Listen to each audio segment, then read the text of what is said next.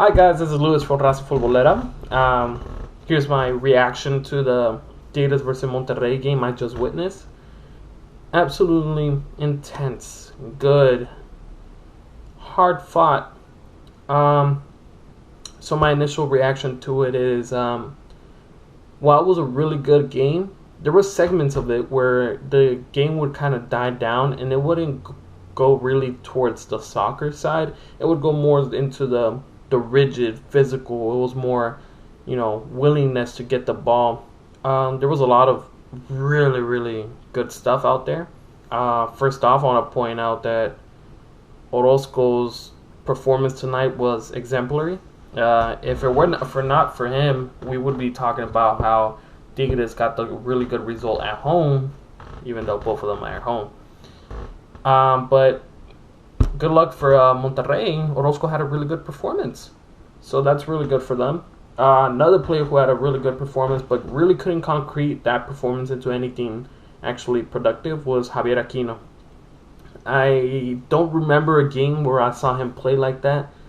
Not even with Cruz Azul. And here we saw what Aquino could be, is, and what could have been. He could have been that player in Europe on that dynamic, but he never really showed that. I guess he was busy with other things. He is that dynamic player, and he's starting to show it now after a while with Tigres, and it's really good. And he shows us what he could be. While he is a really dynamic player and he has a lot of flair, a lot of picardía, como se dice, down to his feet, you still see that he lacks that final touch. While a really good player is a player that has end product, he is a good player, but he lacks that end product. Had he picked up his head, had a little more tactical awareness, where his cross was a bit better, I think Aquino would be a little more effective and would have proven to be a crucial point in Tigres' game tonight.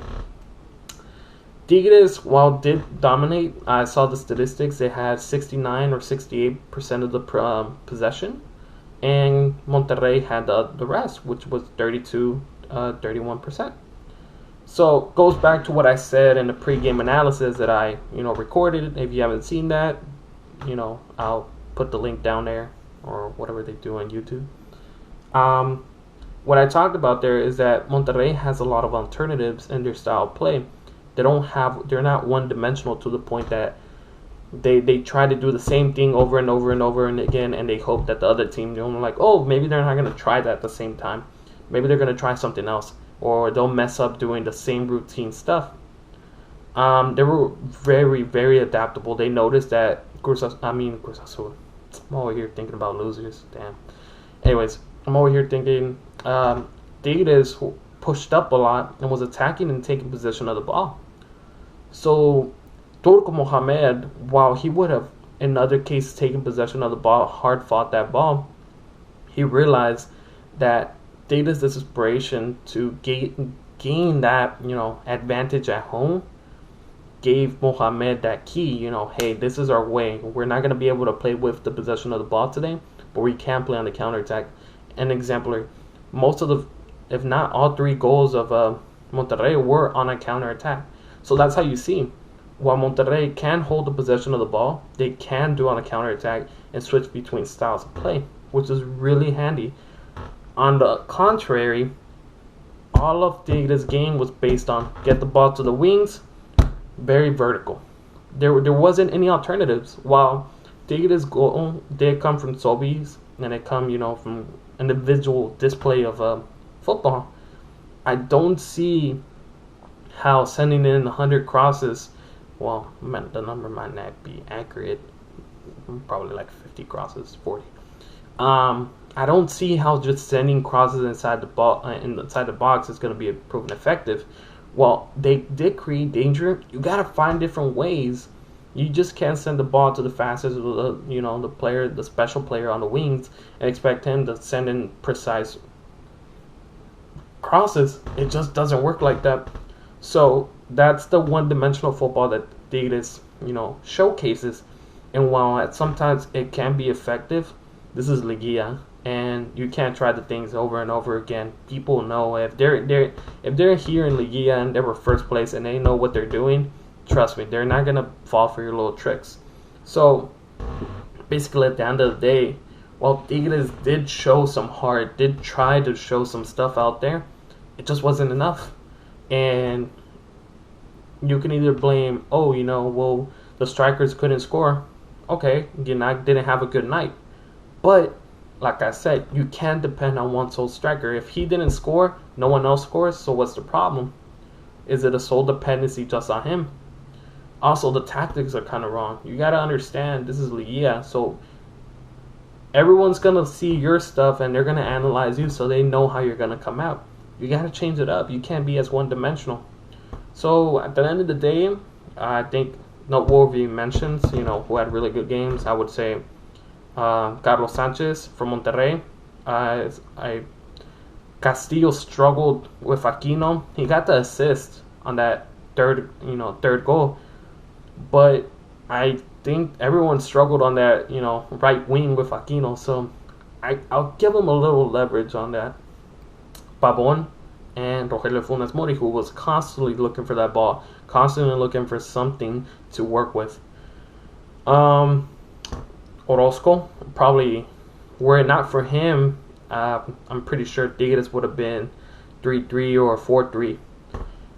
From Tigres, I gotta admit that the work rate from Guido Pizarro was good. Aquino had a fun night. I'm pretty sure everyone's gonna be trying to cover up them legs soon. Damian Alvarez had a quiet night, but at the beginning he seemed to be causing some trouble. But I'm guessing they're starting to miss the absence of Jurgen Damm. While it's not all defined, I'm pretty sure they just have to travel across town to get to Estadio BBVA, el estadio de Monterrey's stadium. I'm pretty sure that it's not impossible, but I just don't see how Tigres could turn this result around. For them to pass on to the next stage, they have to win by they have to score 3 goals, 3-0, and if Monterrey scores and then they're 3-1, it ties up. Monterrey goes on because they're positioned on the table. For Tigres to really complicate things, they have to score 4 goals, which I just don't see how they will. It's a really complicated game. Nothing is defined yet. You could see the fallacies in Monterrey's defense. They struggled a lot. It was noxious. I'm not sure who was annoyed more. It was childish defending from both sides.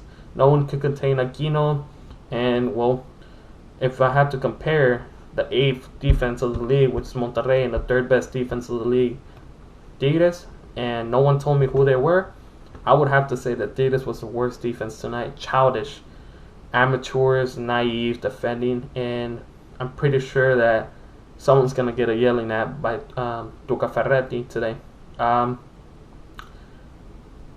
The game is still on. 3-1 isn't an impossible result to turn around.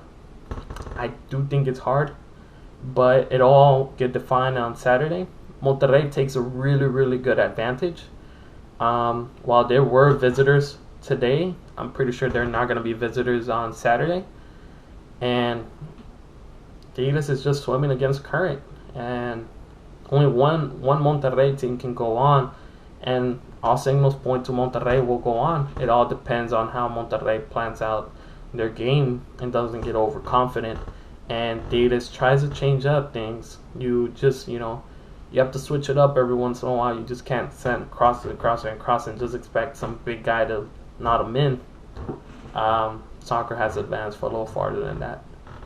But overall, good game. Now I'm going to watch the Morelia versus Leon game, see how that goes, and I'll give y'all the reaction to that one later on. Alright? Thanks, guys. Thanks for watching. Comment and share. Let me know what y'all think of what I just said. Interact with me if y'all want. I'll put my Twitter account, my personal Twitter account, then I'll put Raza Futbolera's Twitter account so y'all can follow me, tweet me, tell me, hey, you suck. It's all whatever. Alright, thanks, guys. You have a nice night.